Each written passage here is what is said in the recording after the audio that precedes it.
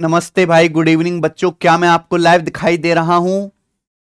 हमारे यहाँ दिल्ली में बहुत तेज बारिश हो रही है, बहुत भयानक वाली बारिश हो रही है। आपके यहाँ भी बारिश हो रही है? हमने सुना है कि बिहार में तो कई जगह बाढ़ भी आ गई है। हैं बच्चों, क्या मैं आपको लाइव दिखाई दे रहा हूं? बारिश का मौसम है, मानसून आ चुका है। मानसून बहुत भयानक बारिश ला रहा है उत्तर भारत में।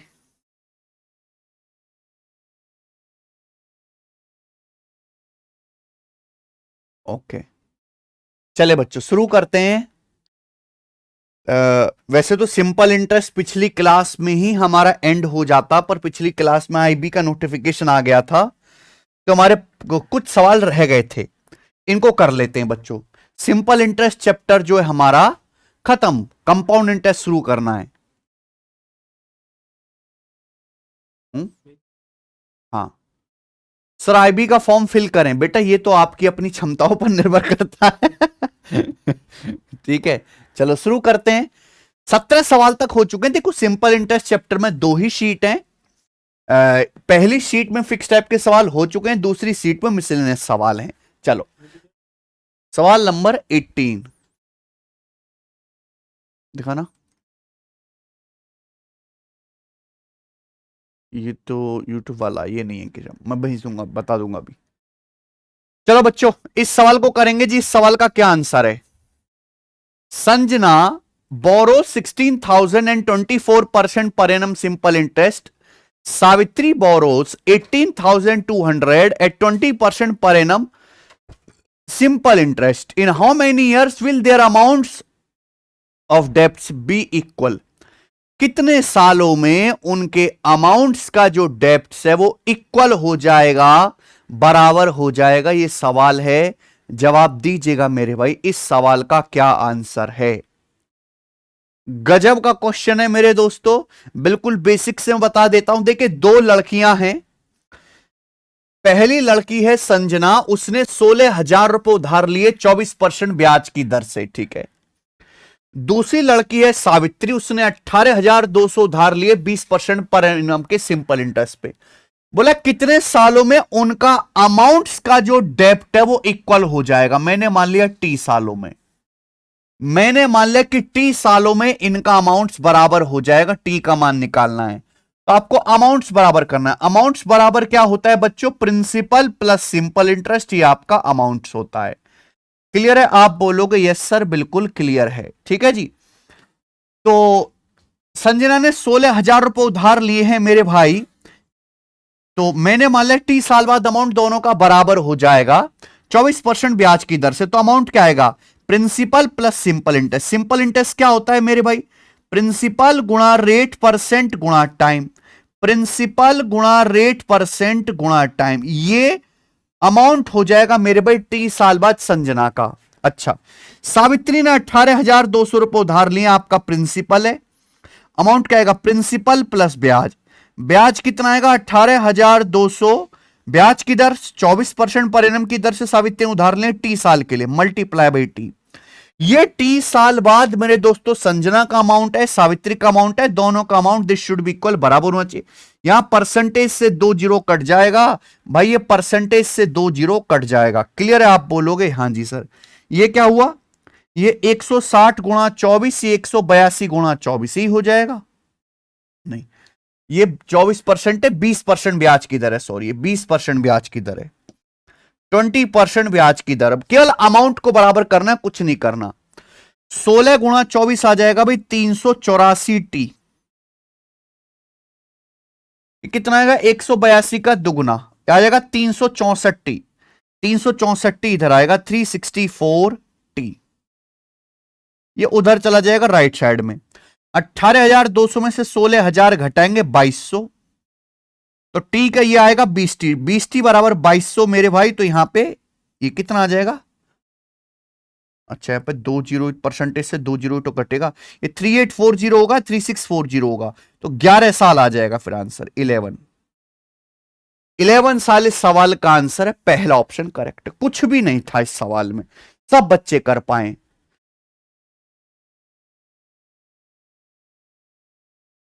ठीक है जी। केवल यहां से अमाउंट्स को इक्वल कर दीजिए, सवाल आपका सॉल्व हो गया। तरीका और भी है पर ये हर बच्चा समझ पाएगा, आगे चलेंगे भाई। देखो मैं कहीं कई हजार किलोमीटर दूर से ट्रेवल करके जस्ट आ रहा हूं, तो मैं बहुत ज्यादा थका हुआ हूं, ठीक है, तो मैं ज्यादा तेज तेज नहीं बोल पाऊंगा मेरे भाई। ट्रेवल करके आया हूं बहुत दूर से, केरला से, केरला गया था बेटा मसाले खरीदने। चलो ये देखो, a sum is deposited in a bank which give simple interest. एक बैंक में कुछ अमाउंट डिपॉजिट किया जाता है जो सिंपल इंटरेस्ट देता है, ठीक है। The some becomes 1.25 times in 3 years। यह पैसा 3 साल में 1.25 गुना हो जाता है। अगर 7 साल के बाद 7,60,000 रुपए की आवश्यकता है, अगर हमें 7 साल में 7,60,000 रुपए की जरूरत है, तो इस जरूरत को पूरा करने के लिए बैंक में कितना पैसा जमा करना चाहिए? बहुत जबरदस्त सवाल है मेरे भाई, गजब क्वेश्चन। सवाल का कोई सिर पैर नहीं है, कोई फिक्स पैटर्न नहीं है, बस ये सवाल है, सारा ज्ञान इसमें लगा दो। मिसलेनियस क्वेश्चन है मेरे भाई। एक बैंक में कुछ पैसा जमा किया जाता है जो सिंपल इंटरेस्ट देता है। केवल सिंपल इंटरेस्ट से ही फिक्स टाइप के सवाल आते हैं मेरे भाई। मिसलेनियस कंपाउंड टेस्ट में मिसलेनियस क्वेश्चन नहीं बनते हैं ज्यादा, सिंपल इंटरेस्ट से ही है। बैंक में कुछ पैसा जमा किया जाता है, यह बैंक 3 साल में जो अमाउंट है 3 साल में 1.25 गुना हो जाता है। एक बात बताओ, 3 साल में पैसा 1.25 गुना हो गया, इसका मतलब क्या है मेरे भाई, ये बताओ जरा। 1.25 गुने का मतलब होता है 5/4 गुना। 3 साल में आपका पैसा 1.25 मतलब 5/4 गुना हो गया। इस बात का क्या मतलब हुआ? इस बात का मतलब यह है कि अगर आपका प्रिंसिपल 4 है तो 4 रुपए 5 अमाउंट बन गया, यानी कि आपको ब्याज कितना मिला? 1। 3 साल में जो है 1.25 टाइम्स हो जाता है, यानी कि 5/4 गुना। अगर आपका प्रिंसिपल 4 रुपए है तो आपका अमाउंट 5 हो गया, तो आपको ब्याज कितना मिला? 1 ब्याज मिला, यानी कि 3 साल में आपको 1 यूनिट ब्याज मिला। बोला अगर 7 साल बाद हमें 7,60,000 रुपए चाहिए, 7 साल बाद, यानी कि 7 साल बाद अगर अमाउंट 7,60,000 रुपए करना है तो बैंक में कितना पैसा डिपॉजिट करना पड़ेगा, यानी कि प्रिंसिपल पूछा है। अब एक बात सोचो, 3 साल में 5/4 गुना हो रहा है अमाउंट, यानी कि 4 रुपए पर 1 रुपए ब्याज मिला, तो 1 रुपए ब्याज 3 साल में। तो एक काम करो ना, 3 से गुणा कर दो मेरे भाई। 3 ऊपर नीचे 3 से गुणा कर दो, 3/12 ऐसे लिख सकता हूं मेरे भाई। आप बोलो भाई 1/4 को ऐसे भी तो लिखा जा सकता है, 3/12 आसान कैलकुलेशन के लिए 3 से गुणा कर दो। मान लिया कि जैसे आपका प्रिंसिपल 12 है, मान लिया कि जैसे प्रिंसिपल 12 है, तो 3 साल का सिंपल इंटरेस्ट कितना है? 3 यूनिट। मान लो अगर प्रिंसिपल 12 है तो 3 साल में कितना ब्याज मिलेगा? 3 यूनिट। अगर 3 साल में 3 यूनिट ब्याज मिलेगा तो 1 साल का सिंपल इंटरेस्ट कितना आ जाएगा? 1 यूनिट। आसानी से आ गया। अगर आपका प्रिंसिपल 12 है तो 1 साल का सिंपल इंटरेस्ट कितना आएगा? 1 यूनिट। हमें 7 साल बाद 7,60,000 रुपए चाहिए, तो 7 साल बाद अमाउंट क्या होगा भाई? प्रिंसिपल 12 है, अगर 1 साल में 1 यूनिट ब्याज है, अगर 1 साल का ब्याज 1 यूनिट है तो 7 साल का ब्याज कितना होगा? 7 यूनिट। अगर 1 साल में 1 यूनिट ब्याज है तो 7 साल में कितना ब्याज होगा? 7 यूनिट। 7 यूनिट आपका ब्याज हो जाएगा, तो अमाउंट कितना आ जाएगा? 12 7 19। ये 19 आपका अमाउंट हो जाएगा। 19 की वैल्यू सवाल में 7,60,000 रुपए दी है। ये आप बोलोगे यस सर बिल्कुल से। कितने गुना? 19 चौक 76, यानी कि 40,000 गुना। 40,000 गुना। तो आपसे प्रिंसिपल पूछा 12 की वैल्यू भी 40,000 गुना होगी, 4,80,000 आंसर आ गया। 4,80,000 आंसर, इस सवाल में कुछ भी नहीं था। नेक्स्ट अगला सवाल अगला करेंगे मेरे भाई। सवाल नंबर है 20। ये बताइए इस सवाल का क्या आंसर है?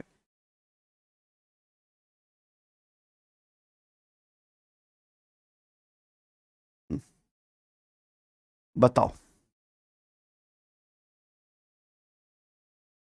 वेरी गुड हर्षद कुमार धकोड़े जी।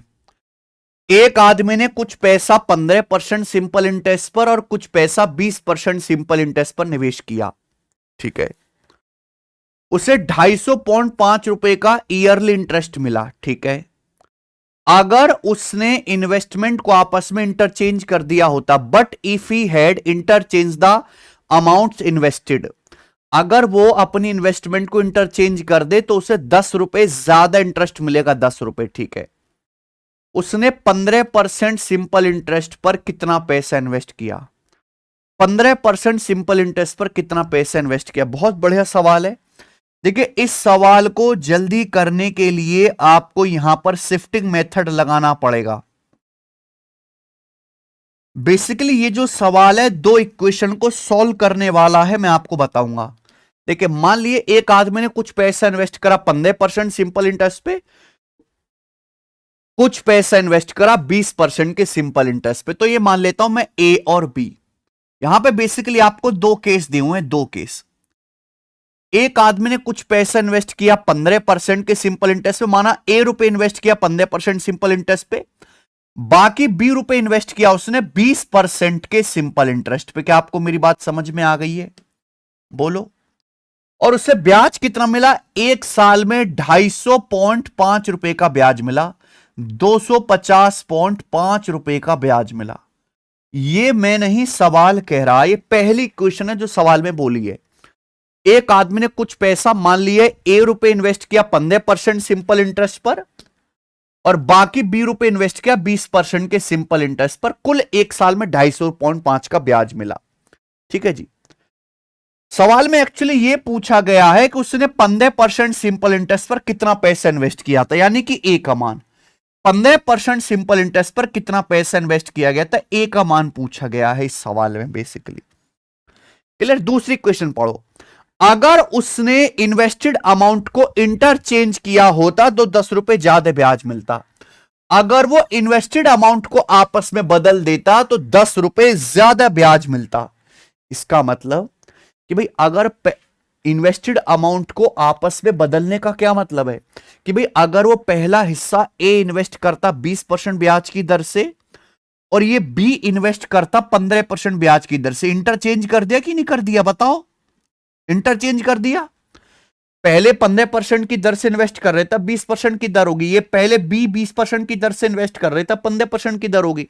तो क्या हुआ? अमाउंट को आपस में इंटरचेंज कर दिया तो 10 रुपए ज्यादा ब्याज मिलता। कितना? 10 रुपीज ज्यादा ब्याज मिलता। आप बोलोगे यस सर, बिल्कुल से 10 रुपीज ज्यादा ब्याज मिलता। तो आपसे पूछा 15% सिंपल इंटरेस्ट पर कितना पैसा इन्वेस्ट किया? 15%। ए का मान आपसे पूछा, बताइए। ये सवाल है। सवाल को करने का 10 रुपए ज्यादा ब्याज मिलता है, यानी कि पहले 250.5 रुपए ब्याज मिल रहा है, तो अब ब्याज मिलेगा 260.5 रुपए। बात सही है। तो पहला तरीका है बेसिक। एक इक्वेशन ये है, दूसरी इक्वेशन ये है, इन दोनों इक्वेशन को सॉल्व करना है। सॉल्व करके ए का मान निकालना है। बेसिक मेथड, एक बार आप इन दोनों इक्वेशन को जोड़ लो, एक बार घटा दो, एक बार जोड़ो, एक बार घटाओ। दोनों इक्वेशन को एक बार ऐड करो, एक बार घटाओ, अपने आप आंसर आ जाएगा। बट ये बहुत लंबा मेथड है ऐसे करना। मैं आपको शॉर्ट बताता हूं शिफ्टिंग मेथड। इस टाइप के सवाल में ये प्रॉफिट लॉस में भी काम आता है, डिस्काउंट में भी काम आता है। ये दुनिया के हर एक उस सवाल में लग जाएगा जहां बस इंटरचेंज किया जा रहा है, सम सेम है। 15, 20, 35%, 20, 15, 35%। पहले ये समझो शिफ्टिंग मेथड कहां पर लगेगा? जहां टोटल सेम है। 15 जमा 20 35, 20 और 15 35। जहां टोटल सेम है, जहां टोटल सेम है, ऐसे हर एक सवाल में मेरे दोस्त शिफ्टिंग मेथड लग जाएगा। शिफ्टिंग मेथड लग जाएगा। क्लियर है? जहां टोटल सेम है, यहां ए में 15, बी में 20, 20 15 20 35, 20 15 35, टोटल सेम है, लग जाएगा। जो भी आपसे पूछा गया है, जैसे आपसे यहां पे ए का मान पूछा गया, बी का मान नहीं पूछा गया है, तो बी को 0 बनाओ। क्या करना है? 0 बनाना है। यानी कि मेरे भाई, अगर आपसे ए का मान पूछा गया है, तो अगर सारा का सारा पैसा ए में इन्वेस्ट किया गया होता, बी में पैसा इन्वेस्ट ही ना करते, तो कितना ब्याज मिलता? भाई, जब ए में 15% ब्याज, ए में ये आपने इसे इन्वेस्ट किया 15% ब्याज की दर से, 20% ब्याज की दर से, एक साल में कितना ब्याज मिला? 250.5 रुपए।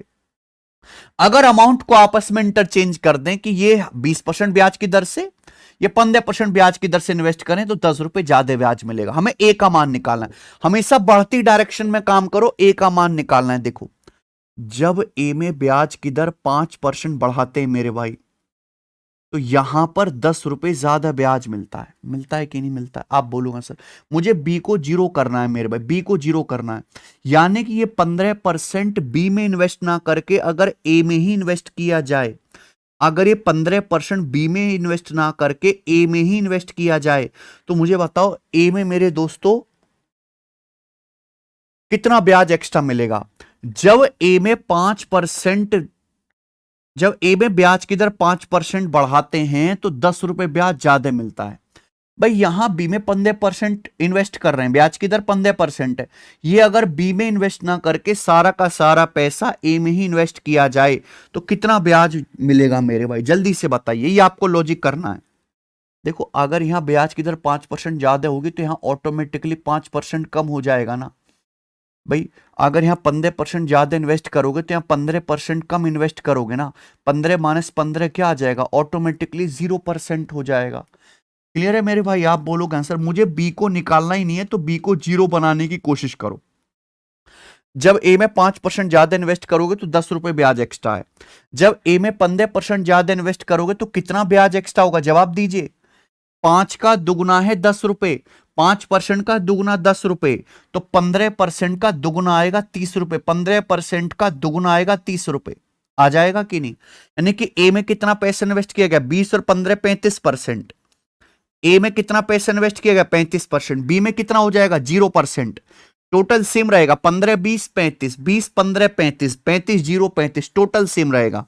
यानी कि जब ए में 35% पैसा इन्वेस्ट किया जाएगा तो कितना ब्याज मिलेगा, 10 और 30 40, 250.5 में 40 जोड़ेंगे 290.5, 290.5 रुपए। आप बोलोगे हाँ जी सर बिल्कुल सही, बोलो 250 प्लस 10 प्लस 30 40, 250 में 40 जोड़ेंगे 290.5 रुपए, यानी कि ए का 35% ही 290.5 के बराबर है।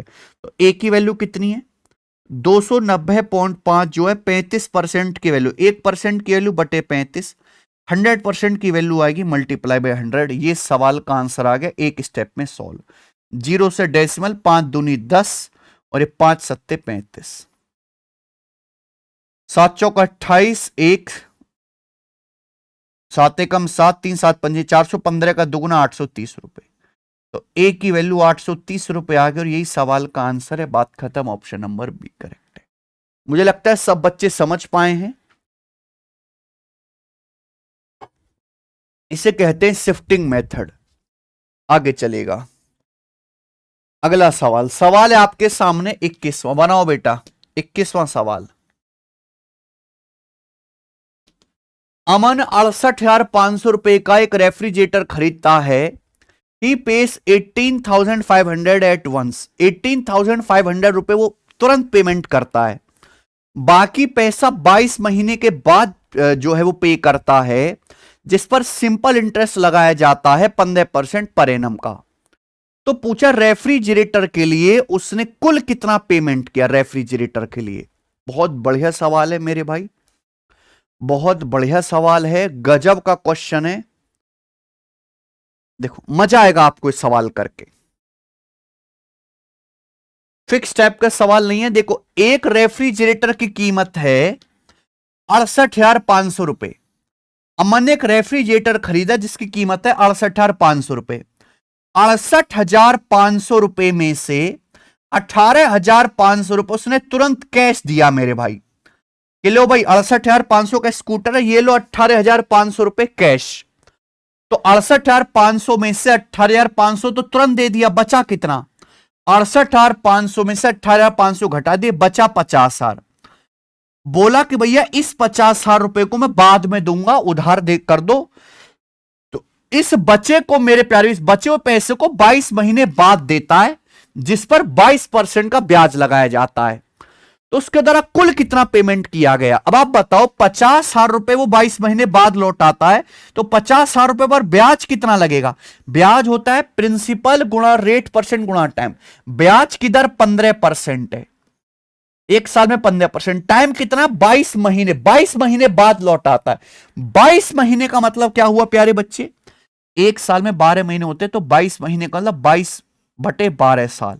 महीने को साल में बदलना, 12 से डिवाइड कर दो, खेल खत्म हो गया। परसेंटेज से 2 जीरो, अभी 3 से 3 पंजे 15 और ये 3 चौक 12, ये आएगा भैया। ठीक है जी, क्लियर है। 4 से 500 कट जाएगा 125 बार, 4 से 500 तो 125 गुणा 110 रुपए हो जाएगा। यानी कि देखो, ये तो उसने 18,500 रुपए तुरंत जमा करें, 50,000 रुपए उसने उधार किए वो लौटाएगा, ये लौटाएगा, प्लस ये जो है वो ब्याज लौटाएगा, ब्याज और जोड़ दो भाई। उसने रेफ्रिजरेटर के लिए कुल कितना अमाउंट पे किया, 18,500 तो उसने तुरंत कैश पे किया है, 50,000 रुपए का उधार के ये लौटाना है, प्लस 50,000 रुपए पर ब्याज भी लौटाना, वो ब्याज और जोड़ दो, तो कितना आ जाएगा मेरे भाई, 68,500 रुपए तो है ही है ना। 18,500 प्लस 50,000, ये प्लस ब्याज कितना है, 125 गुणा 22 पंजे 110, ये आ जाएगा मेरे भाई। ठीक है, यानी कि 1250 प्लस 125, 1375 आ गया, 13750, ये आंसर आएगा। एंड में तो मेरे दोस्तों यहां पर 50 आएगा, 7 5 12 का 2, 8 1 9 3 12 का 2, 6 1 7 1, 82,250 रुपए, 82,250 रुपए, बी ऑप्शन आंसर है। कुछ भी नहीं है, आप बोलोगे यस सर ये सवाल तो बहुत ज्यादा आसान था, ये बताइए जल्दी से। सवाल नंबर 22 करो।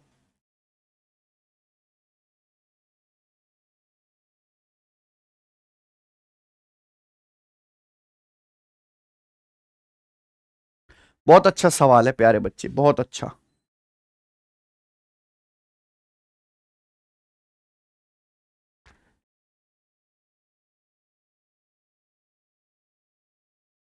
देखो भाई, मीना ने बैंक से 2,75,000 रुपए का कार लोन लिया। अगला सवाल, उसने 8% की दर से ब्याज का भुगतान किया और 3 साल में पूरा पेमेंट किया। भुगतान करते समय उसने अपना पुराना स्कूटर और 3,35,000 रुपए बैंक को दिए। स्कूटर का प्राइस बताओ क्या है, tell the total price of scooter. गजब का सवाल है, आरपीएफ कांस्टेबल का मिसलिनियस क्वेश्चन है मेरे भाई, बताइए। देखो बच्चों, मीना ने एक बैंक से 2,75,000 रुपए का कार लोन लिया, 2,75,000 रुपए का, ठीक है। अब मेरे भाई उसने 8% की दर से 3 साल में पूरा पेमेंट किया। बताओ, अगर एक आदमी ने 2,75,000 रुपए उधार लिए, ब्याज की दर है 8%, एक साल में 8% ब्याज है, 3 साल में कितना ब्याज हो जाएगा, 124%, तो ब्याज 24% ब्याज हो जाएगा, 24% तो ऐसा ही हो जाएगा मेरे भाई। क्लियर है, आप बोलोगे यस सर। अगर किसी आदमी ने 2,75,000 रुपए लौटाए हैं, उसमें से मेरे प्यारे भाई ब्याज की दर 8% का पेमेंट कर रहा है, 3 साल में पूरा पेमेंट किया है, तो 3 साल में 24% ब्याज लौटाना पड़ेगा। 100% आपका प्रिंसिपल है, 24% आपको ब्याज लौटाना पड़ेगा, तो अमाउंट कितना हो जाएगा, 2,75,000 का 124%, ये आपका अमाउंट है जो लौटाना पड़ेगा, ये अमाउंट है मेरे भाई। क्या मेरी बात समझ में आ गई है, आप बोलोगे यस सर समझ में आ गई है। लेकिन जब पेमेंट किया तो उसने अपना पुराना स्कूटर और 3,35,000 रुपए बैंक को लौटाए, यानी कि वो सारा पैसा नहीं लौटा पाया, वो 3,35,000 रुपए ही लौटा पाया है, और अपना उसने पुराने स्कूटर की चाबी दे दी कि भाई ये मेरा स्कूटर रख लो, मेरा कर्जा खत्म करो। तो स्कूटर कितने का होगा भाई, टोटल अमाउंट ये उसे पे करना था, इसमें से 3,35,000 रुपए उसने चुकाया है, बाकी थोड़ा बहुत बचा वो स्कूटर से चुका दिया। लेकिन स्कूटर कितने का होगा, घटा दो, बस यही तो आंसर था। क्या इस सवाल में इससे ज्यादा कोई दम है, बिल्कुल भी दम नहीं है। 2,75,000 उधार लिया था, 3 साल में 124% हो जाएगा, 24% ब्याज लग के, 100% पे 24% ब्याज लग के 124% हो जाएगा। जब पेमेंट किया 3 साल बाद, तो 3,45,000 सारी बैंक को लौटाया है, उससे कर्जा खत्म नहीं हुआ, तो अपने स्कूटर को और चाबी दे दी। तो स्कूटर कितने का होगा, घटा देंगे मेरे भाई। मैंने पहले ही देख लिया कि ऑप्शन कतई एक दूसरे से अलग अलग हैं, तो आप यहां पर डिजिटल सम लगा सकते हो, डिजिटल सम। अभी 2 7 9, ये 5, 4 2 6 1 7, 4 2 6 1 7, 7 पंजे 35। देखो 4 2 6 1 7 हो गया, 7 पंजे 35, 35 का मतलब 8 हो गया। 3 3 6 5 11, 11 का मतलब 2 हो गया, और 8 माइनस 2 6। आंसर का डिजिटल सम 6 है। ये 5 4 आंसर नहीं है, इसका 6 डिजिटल सम है। 6 4 10 का 1 है, 6 6 12 का 3 है। आंसर है 6,000 रुपए। 6,000 रुपए आंसर आ गया, खत्म। कुछ भी नहीं है सवाल में, आगे चलेंगे। सवाल नंबर 23, अगला सवाल। ये बताओ बच्चों,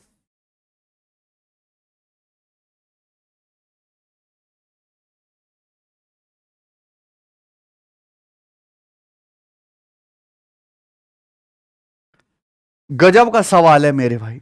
ये सवाल नंबर 23 बहुत तगड़ा। ये सवाल 10 बार सीजीएल 2024 के पेपर में आया, 10 बार। 10 बार ये सवाल आया है। सेम लैंग्वेज, बिल्कुल एक जैसा डाटा, मतलब डाटा अलग अलग था बट कैलकुलेशन इतनी ही थी। सीजीएल 2024 प्री के पेपर में ये सवाल 10 बार आया है। मैं एक ही सवाल शीट में करा रहा हूं। अगर आप प्रीवियस ईयर की हमारी किताब लेंगे या मॉक टेस्ट सॉल्व करेंगे तो कई सारी शिफ्ट में आपको यह सवाल दिखेगा। रुपए बदल देगा और मेरे भाई नाम बदल देगा, रेट परसेंटेज बदल देगा। बहुत टफ सवाल है, बच्चे कर नहीं पाए थे क्योंकि वो इसकी लग गए कैलकुलेशन के चक्कर में।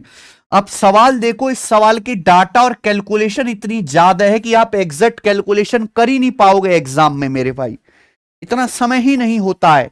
तो आपको इस सवाल को मेरे भाई ऑप्शन से बनाना ही होगा और कोई रास्ता नहीं है। पर पहले आप इसका सवाल का मतलब समझो, इसकी बेसिक अप्रोच तो समझो कि सवाल है क्या। चलिए सवाल समझो।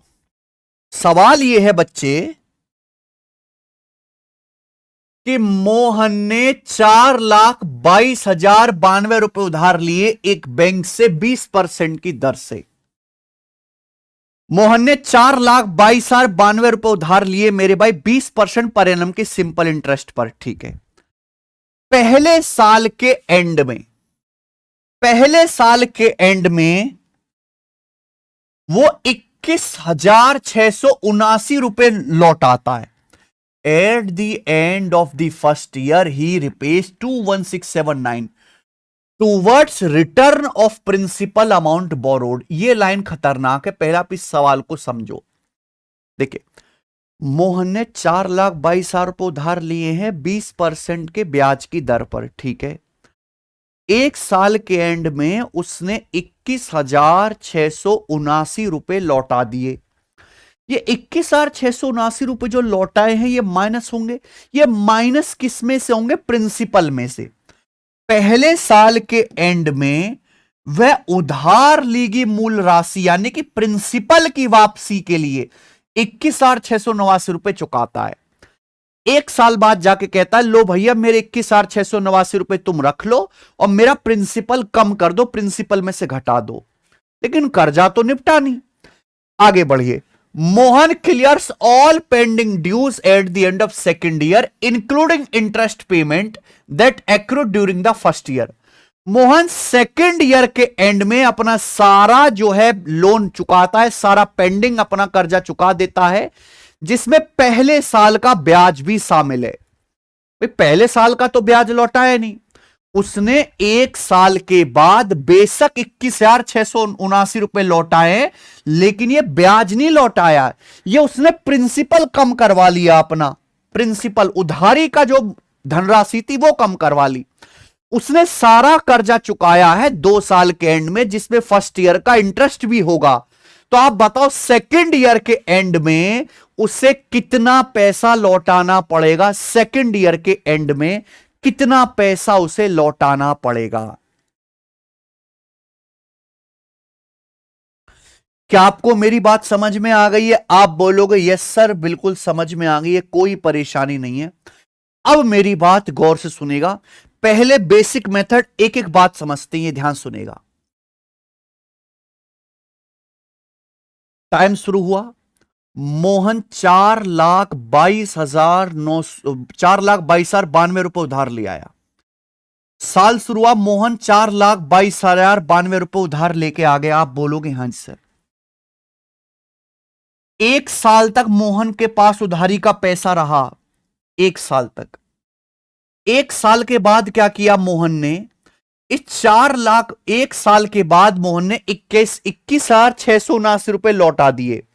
यानी कि एक साल बाद मोहन ये कह रहा कि भाई देखो मैंने 4,22,092 रुपए उधार लिया था। आप बोलोगे हाँ सर, ये पैसा तुमने उधार लिया था।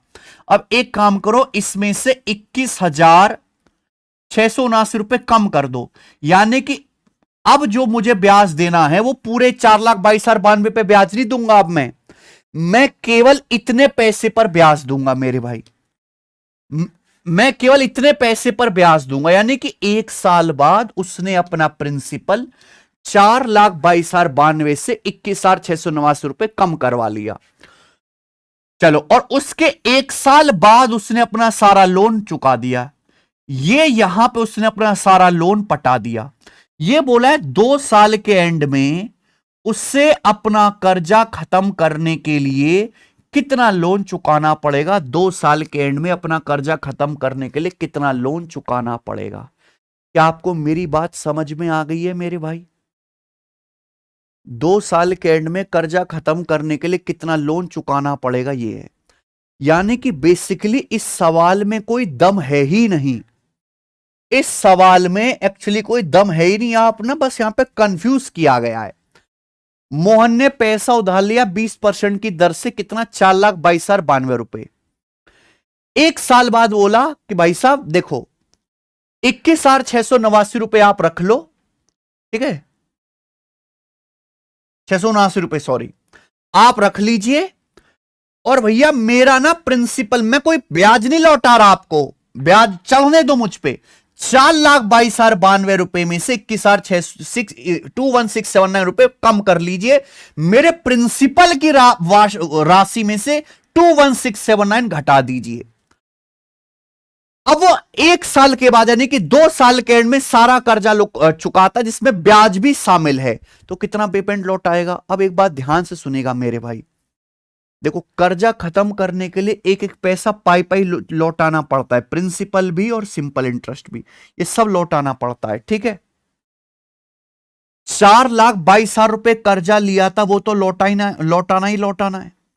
4,22,092 रुपए कर्जा लिया था, ये पैसा तो लौटाना ही पड़ेगा। आप बोलोगे यस सर, ये पैसा तो लौटाना ही पड़ेगा। अगर आपने 4,22,092 रुपए उधार लिया है तो ये पैसा तो आपको लौटाना ही पड़ेगा। एक एक बात को समझिएगा। लेकिन इस 4,22,092 रुपए पर ये एक साल का ब्याज भी तो लग गया। इस 4,22,092 पर ये एक साल का ब्याज भी तो लग गया 20%। आप बोलोगे यस सर बिल्कुल सही है, ये 20% भी लौटाना पड़ेगा। यानी कि प्लस 4,22,092 रुपए का ये 20% ब्याज भी तो लग गया, ये 20% ब्याज भी लौटाना पड़ेगा। पहले साल 20% ब्याज भी तो लग गया भाई। आपने 4,22,092 रुपए उधार ले, तो लौटा नहीं है, प्लस 4,22,092 रुपए पहले साल ब्याज भी तो लग गया, एक साल का, ये भी लौटाना पड़ेगा। एक साल के बाद आपने 21,689 रुपए चुका दिया। एक साल के बाद आपने 21,679 रुपए चुका दिया, सॉरी, ठीक है जी। तो ये माइनस हो जाएगा, जो पैसा आपने चुका दिया वो माइनस हो जाएगा। आप बोलोगे यस सर, जो पैसा आपने लौटा दिया है, एक साल के बाद आपने 21,679 रुपए लौटा दिया, तो ये आपका पैसा माइनस हो जाएगा मेरे भाई। चलो ये नहीं लौटाना। लेकिन एक साल के बाद ये समझो कि आपने 4,22,092 में से 21,679 रुपये अपना जो है प्रिंसिपल कम करवा लिया। यानी कि दूसरे साल में इस पर भी तो 20% ब्याज देना पड़ेगा, दूसरे साल में इस पर भी तो 20% ब्याज देना पड़ेगा। आप बोलोगे हाँ जी सर, इस वाले पैसे पर भी तो दूसरे साल 20% ब्याज देना पड़ेगा, इस वाले पैसे पर। बोलो, इस धनराशि पर भी तो एक साल में 20% ब्याज लग जाएगा। यानी कि प्लस 4,22,092 माइनस 21679 इंटू 20%। इंटू 20% आप बोलोगे यस सर बिल्कुल सही, कोई प्रॉब्लम नहीं है। ये आपका पैसा है जो 2 साल बाद लौटाना पड़ेगा। ये है बेसिक कैलकुलेशन, ये बेसिक कैलकुलेशन है जो आपको करनी है, आपका आंसर आ जाएगा। मैंने एक एक बात को पूरा डिटेल में लिख के समझाया। देखिए ब्याज कर्जा कैसे खत्म होता है?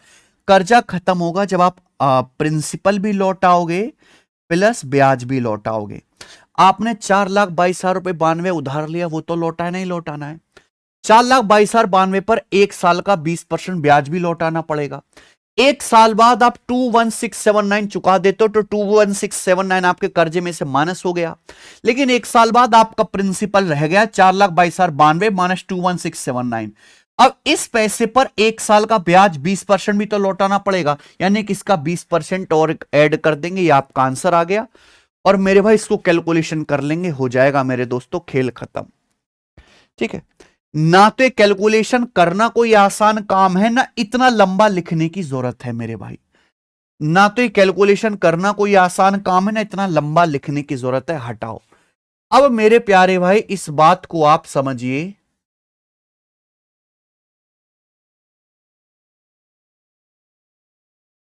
शॉर्ट में इस बात को कैसे करेंगे मेरे दोस्तों, एक बात बताओ। सेम यही चीज अच्छे समझ लीजिए, सेम यही चीज जो लिखा हुआ है। एक्चुअली ध्यान से देखो, आपने 4,22,92 रुपए उधार लिया है और देखो आप फुल फाइनल कर्जा 2 साल बाद लौटा रहे हो। 2 साल बाद लौटा रहे हो, तो मैं कह सकता हूं कि 4,22,92 रुपए पर 2 साल का ब्याज तो लगेगा ही लगेगा मेरे भाई। 2 साल का 4,22,92 रुपए जो आपने उधार लिया है मेरे भाई, इसको भूल जाओ आप अभी।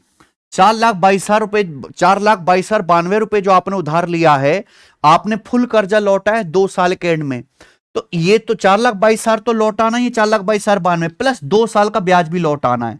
देखो 100% होता है प्रिंसिपल, 1 साल में 20% ब्याज है, तो 2 साल में कितना ब्याज हो जाएगा? 40%। अगर 1 साल में 20% ब्याज है तो 2 साल में कितना हो जाएगा? 40%। तो 100% प्लस 40% 140% हो गया। 140% का मतलब होता है 1.4 टाइम्स, यानी कि 4,22,92 का 1.4 गुना आपको लौटाना है 1.4 टाइम्स। बोलो हाँ।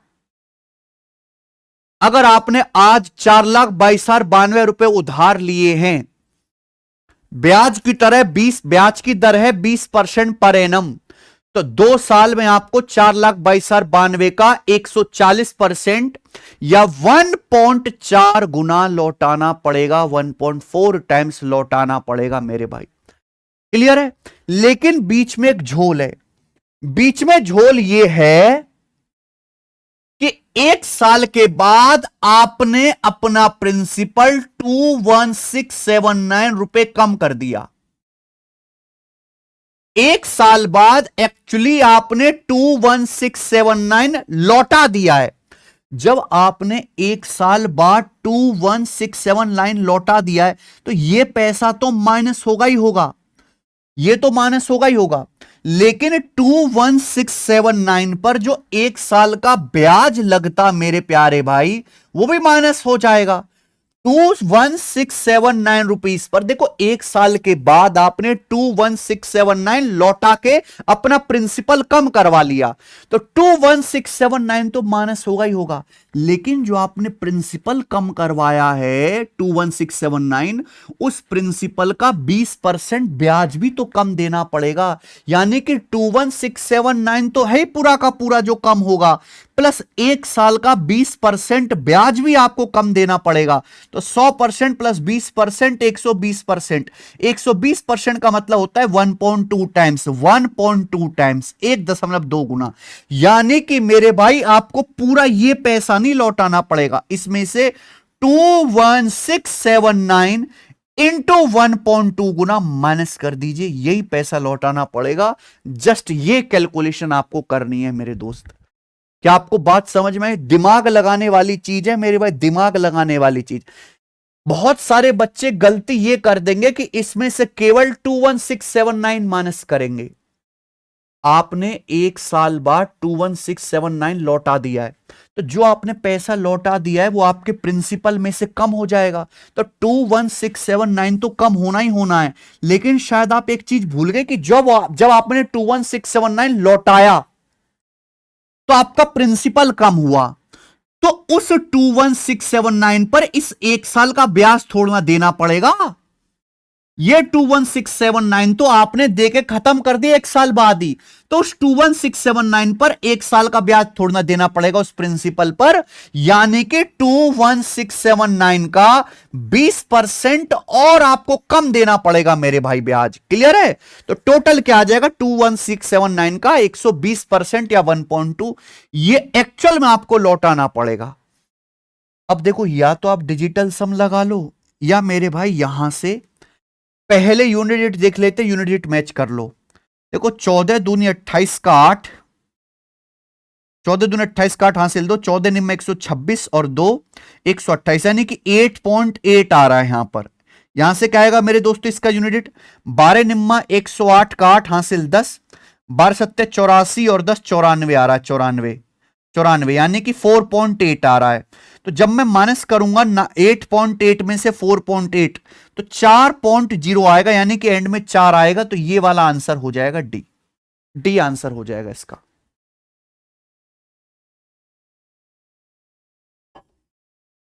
लास्ट के 2 डिजिट मैच कर लिया।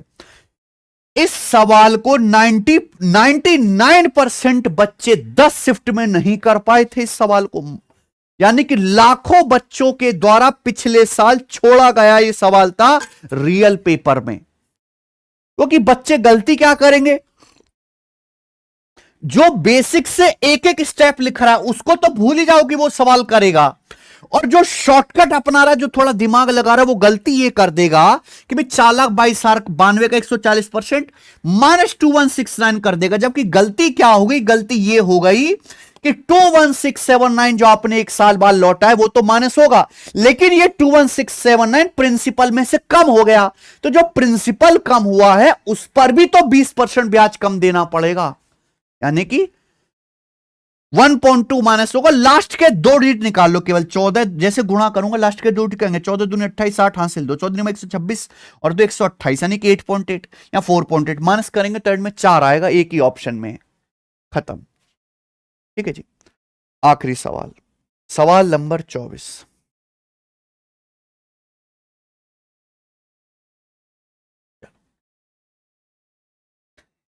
ये आपका होमवर्क है मेरे भाई।